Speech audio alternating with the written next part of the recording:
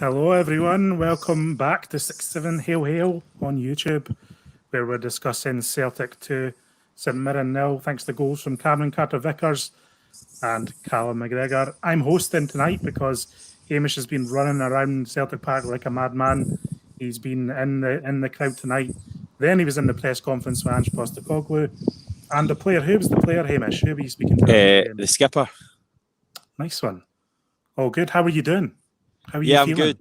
They're an impatient bunch, this lot, aren't they? I come back, running about, getting content for you lot for tomorrow, and we get comments. Matthew Wright, come on, Hamish, Ryan 118 will have his 3 things up. Have a bit of patience, lads. We're here now.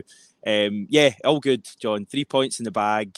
Everyone in fine form. Ange in really good form tonight, actually. McGregor, I always think, speaks really well, and he's, a typical captain that you would want. So, and obviously a game to chat about as well, mate. So, plenty to get into. So I heard Mr. Postecoglou's BBC Radio Scotland interview with Kenny McIntyre after the game, and he was in fine form in that one. I don't know if that gave him a bit of a boost heading into the press conference. Do you think he needs a boost? What was his patter? What was he saying, and what was your question to him? Just generally happy. I think he described it as a good performance. Difficult circumstances with the way St Mirren came 10, 11 men behind the ball basically from the first minute until we took the lead. He was actually asked by a journalist whether that frustrates him, and he gave his typical diplomatic answer. But I get the impression it does a little bit, and I know he had some comments to make about Hibs at the weekend. I think, I can't remember exact quotes, but I think tonight he said something along the lines of, the games aren't quite as good when the opposition come and play like that, which is kind of as far as you're going to hear Ange going. But just in general, I was asking him about the need for Celtic to stay calm. I think, we'll get into it, but I think there was a couple of moments in the first half tonight when the atmosphere got a bit tetchy. In the first half when the score is still 0-0 and we've got plenty of time to find a winner. I think it's just everyone's nerves getting the better of them, and Ange was perfectly aware of why that's the case. He didn't have a go at the support at all. He understood why everyone's kind of on edge at the moment, so to speak. But yeah, that and then asked him about his subs as well, because I thought our subs were quite good when they came on. I think that's the best we've seen Tom Rogic play in a good few weeks, and I actually thought James Forrest was pretty good when he came on as well. Obviously Ange mentioned Nir Bitton as well, and Karamoko Dembele, and obviously Gucci came on late, but as I say, in general he was pretty pleased. I think it's just one to tick off. Yeah, and how was the captain? How was he kind of on the same message of this game by game thing? I noticed that at the weekend Callum McGregor was a little bit tetchy regarding Hibs tactics as well. Did he have anything to say on that? He just, I don't know how I would describe him. I wouldn't say he was completely, buzzing. I think he knows Celtic can play better, but he kept pointing out, I asked him a kind of similar question to Ange, because I think as you had pointed out to me, there was a moment in the first half when McGregor had kind of appealed to all his Celtic teammates to calm down. He gave it that universal signal gesture. And yeah, he was just saying, we're trying to do the right things here at Celtic, and he said everyone out there is trying to do the right things, which I assume from that is, moving the ball forward quickly, keep it moving, don't put it long, and we just didn't quite get our rewards in the first half. But in general, I think Callum McGregor, after getting that goal, hopefully he can kick on now as well. And how was the atmosphere? Because obviously it comes across that it was a tense and frustrating affair for many people. In that first half, was like that moment that you just described where Callum McGregor was calming down the crowd. Yeah, there was a sense of frustration tonight, wasn't there? Was it tense until that opening goal? Did it feel different than, say, earlier in the season when it was more encouragement, even when there was a little bit of discontent? It's weird, because I was thinking that during the game, we've reached the point of the season where everyone's so on edge, and I was kind of thinking, you go back to the start of the season, I still think everyone was massively on edge. It's just been that kind of season. I don't know, exactly why that's the case. Possibly just the fact that we all know how important winning the league could be this season, with the Champions League entry all but guaranteed. I think, after not being at the football all the last season, it feels like this season Celtic have a point to prove. But yeah, it's been like that all season. I think being at games, I think back to early games and the Dundee United draw we had, and that was really tense. And even games like St Johnstone, which was kind of 0-0 midway into the first half, you just feel as if, and Livingston was another one, I think in September, that was a 0-0 draw. You just feel like it's been like that all season, but it certainly has got even more severe in recent matches. Dundee match wasn't fun at all, apart from scoring that winner. And tonight, until we got that first goal, and even when it went 1-0, you were still concerned, weren't you? And it wasn't until we got that second goal through McGregor that everyone kind of could take a big sigh. What were you like? What were you like in Safe House Dundee? I actually didn't think the result was that much in doubt, to be honest with you. I actually felt the first half wasn't quite as, not quite as poor as Sunday. I thought the performance against Hibs was pretty bad. I felt that there was a little bit more intensity to the game tonight in that first half from the team. I know it didn't quite come off and we didn't really create many chances, but I just felt there was more intent. And we certainly managed to move the ball about a little bit quicker than against Hibs. So I wasn't too worried at half time. I felt that the goal would come. I was glad that it came, quite soon after the half time rather than later in the match, because I think it could have descended into a kind of frustration fest as it did in the first half. So I wasn't really worried. And even when, we scored, I wasn't worried that we weren't going to see out. I actually thought St Mirren were pretty poor. And I know that a lot of teams have come to Celtic Park and have been poor, but I just didn't think they had any threat in that game at all. So I was never too concerned about the 3 points. And it's just one of those ones, like you say, you tick off and move on. We'll see countless games like that at Celtic Park over the years, and we will again. Does kind of make me worry a bit more about Livingston this weekend. Just, I actually like Dyson Maida, but I just don't think he's kind of gelling with some of the kind of supporting players at the moment. Don't think he's kind of on the same wavelength. He is making runs. Kind of people aren't passing to him. And then sometimes when they're in good positions and he should be making movement, he's just kind of rushing at the ball a little bit. He's snatching it a lot, isn't he? Yeah. Snatching is a good word I would use. But he obviously runs at 100 miles an hour, and I just think he's lacking that bit of composure at the moment, and hopefully that comes in his game.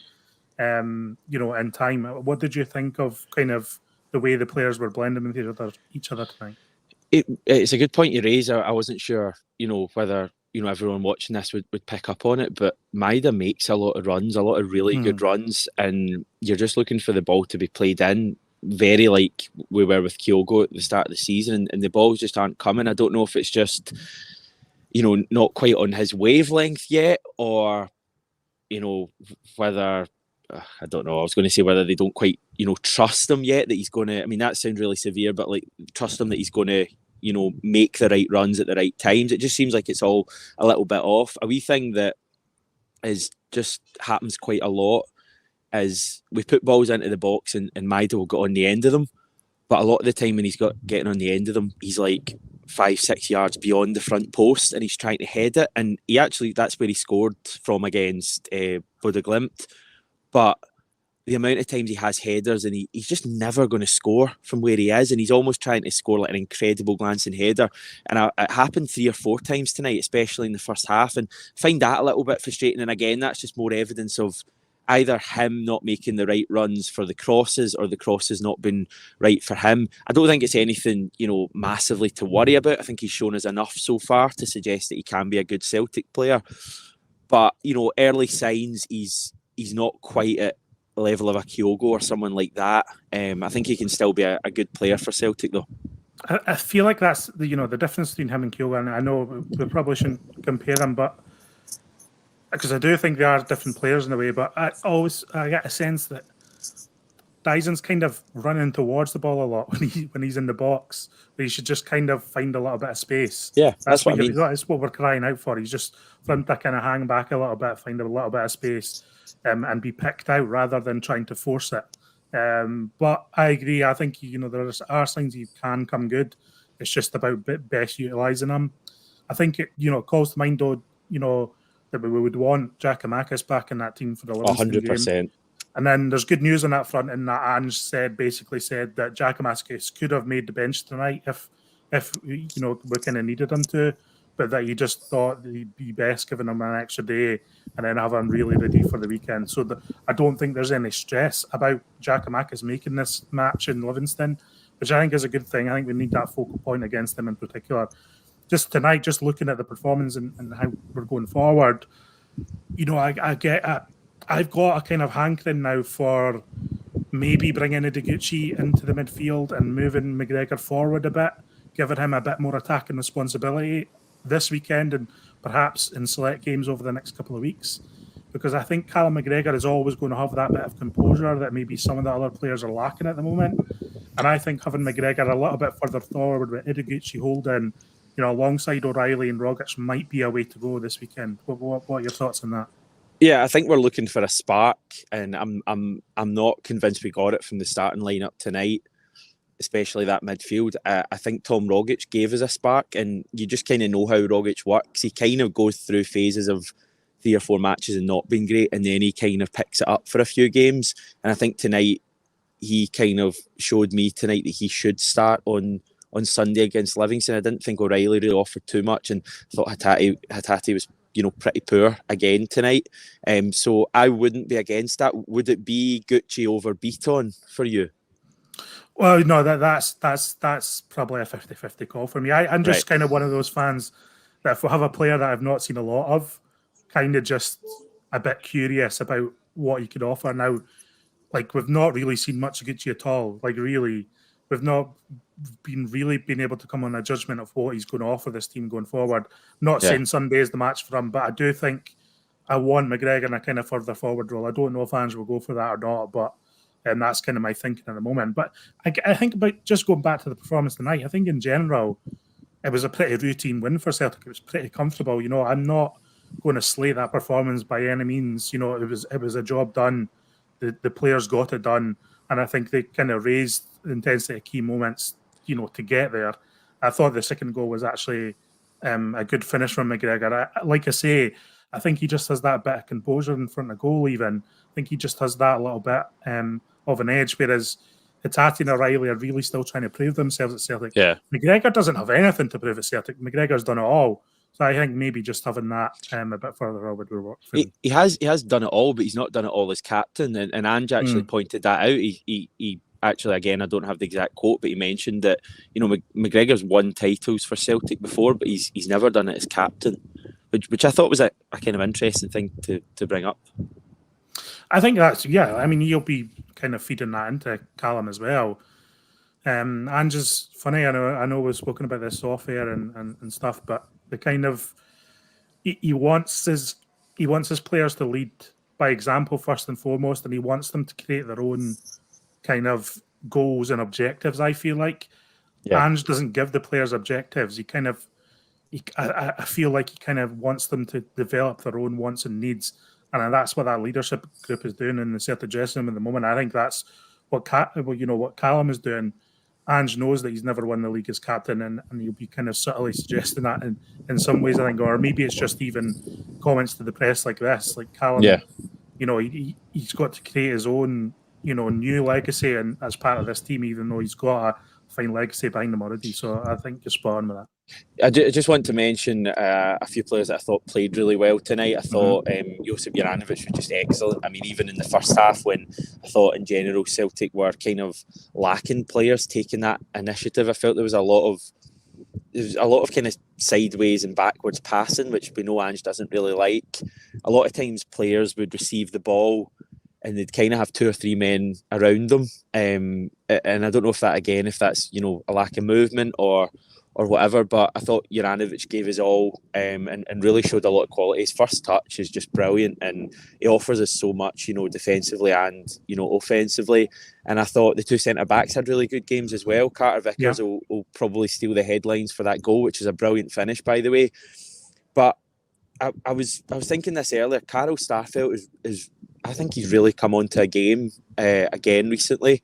He had that kind of weird kind of spell around the cup final, didn't he?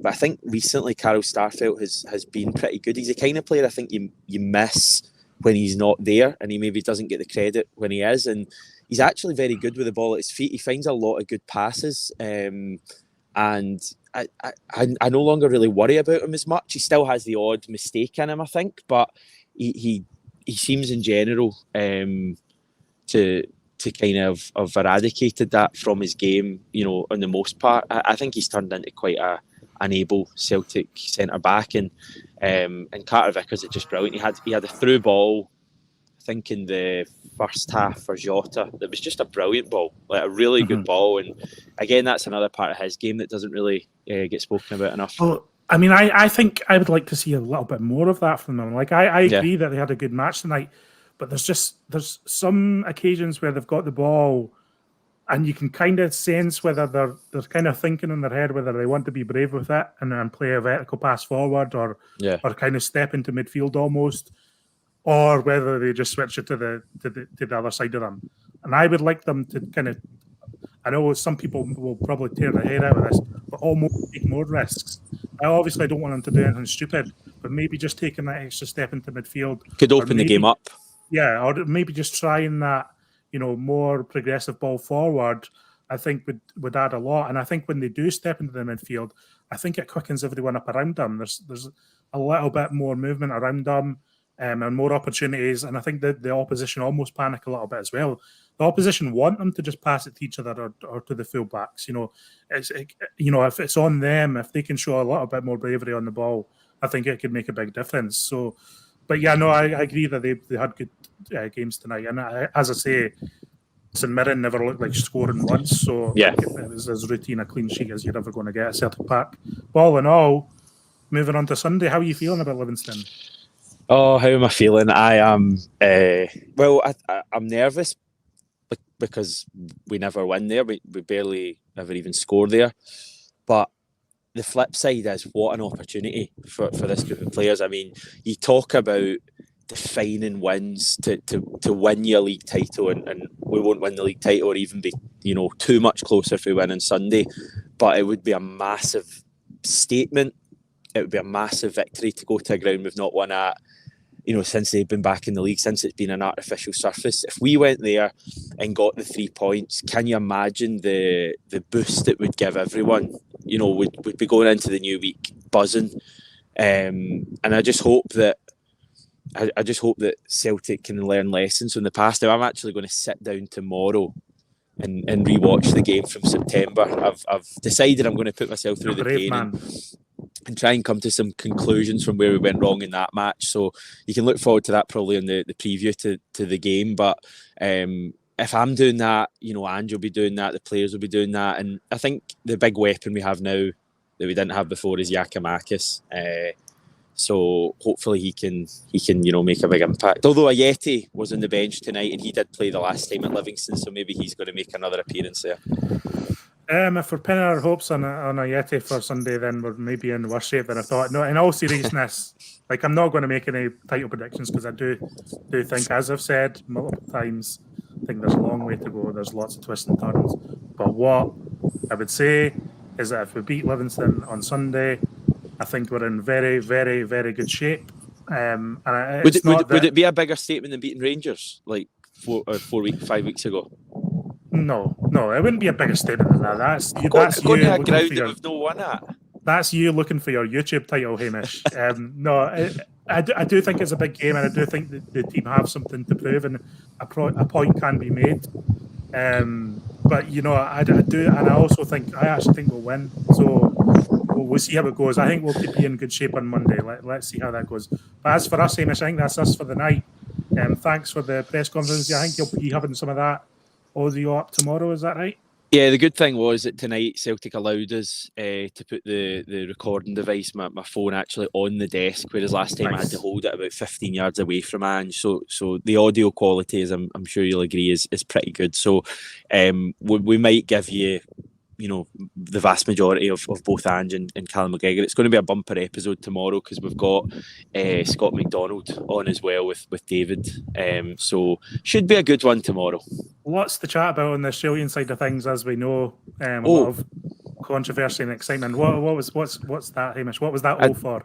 I didn't even mention that at all, but there was a lot of chat about the game. In fact, about half the press conference was probably taken up with questions to Ange about the game in November, and Ange was commenting on the fact that he's in all the kind of advertising, and he's the headline figure, and he said he's quite glad about that, mate, because it probably guarantees he'll be in a job at that stage. He said that with a wee smirk. And it was put to him about the fact Rangers are in the tournament as well, and he just didn't really care at all. He just said it's massive for Celtic and for Scottish football as well to be going to Australia. Listen, everyone on tour needs a support act, so it might as well be a tribute act. I'll probably leave it there before I get in more trouble. Hamish, thanks for joining us. We'll see you on the channel in the coming days, and I'll be back on Sunday anyway with another reaction, and we'll go from there. Thanks for everyone in the chat staying up to watch us. I know we're a bit later tonight, but needs must with the press conference, and just more important than you guys. But you guys are there, and you're always there, shall we say? Okay, guys, catch you later. Thanks very much.